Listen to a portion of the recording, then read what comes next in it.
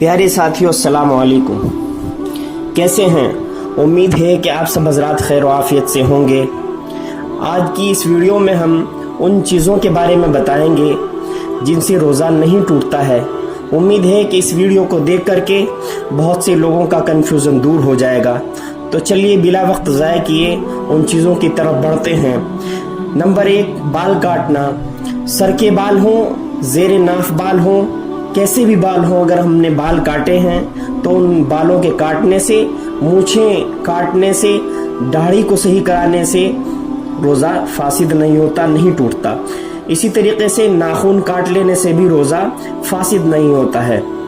Number 3, sir में हमने तेल लगाया, मालिश की, उससे भी रोज़ा फासिद नहीं होता। इसी तरीके से हमने भूल करके कुछ खा पी लिया, वो कम हो या ज़्यादा हो, देखिए हमने 1 रोटी, 2 रोटी या 1 प्लेट चावल या कोई और चीज़ पेट भर के भी खा ली और फिर हमें बाद में याद आया कि मेरा रोज़ा था, तो उस शख्स का रोज़ा फासिद नहीं होगा। नंबर 5 पर सर में मेहंदी लगा ली या औरतों ने अपने हाथ पाँव में या बदन के किसी दूसरे हिस्से पर मेहंदी को लगाया तो उससे भी रोज़ा फासिद नहीं होता। ऐसे ही किसी बीमारी की वजह से या किसी और वजह से हमने अपना खून टेस्ट कराने के लिए खून निकलवाया है तो उससे भी रोज़ा फासिद नहीं होता। इसी तरह हमें उल्टी हो गई, वो उल्टी खुद ब खुद हुई हो तो उससे भी रोज़ा फासिद नहीं होता। इसी तरह हमारे दांत से खून निकल जाता है और हम उसको थूक देते हैं, अंदर नहीं निकलते, पेट तक नहीं उसको पहुंचाते, तो उससे भी रोज़ा फासिद नहीं होगा। गुस्ल कर लिया हमने दिन में 1 बार, 2 बार या ठंडक हासिल करने के लिए 3 मरतबा या इससे भी ज़्यादा हमने गुस्ल कर लिया तो ज़्यादा गुस्ल करने की वजह से भी रोज़ा फासिद नहीं होता।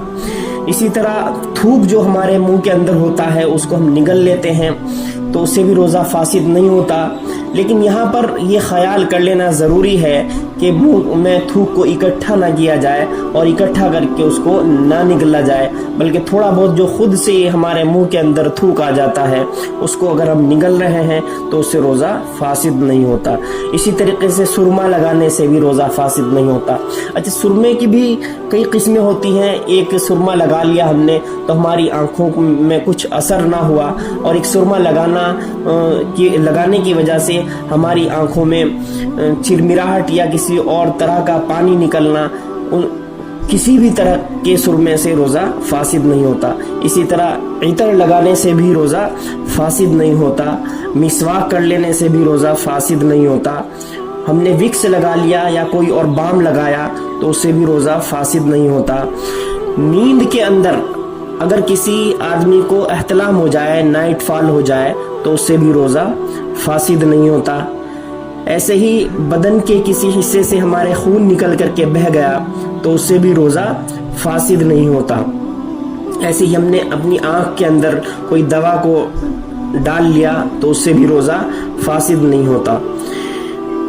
ऐसे ही बिला इरादा हम बैठे हुए थे, हमारे मुंह के अंदर मक्खी, मच्छर या इसी तरह की कोई और चीज़ चली गई और वो हलक से नीचे उतर गई तो उससे भी रोज़ा नहीं टूटता है। और इसी तरह हमारा बदन सहन नहीं कर पा रहा था, बहुत ज़्यादा दर्द हो रहा था, तो उसकी वजह से हमने इंजेक्शन लगवा दिया। देखिए यहाँ गौर करने की बात है, अगर हमने ताकत हासिल करने के लिए इंजेक्शन लगवाया है तो उससे तो रोज़ा फासिद हो जाएगा, टूट जाएगा।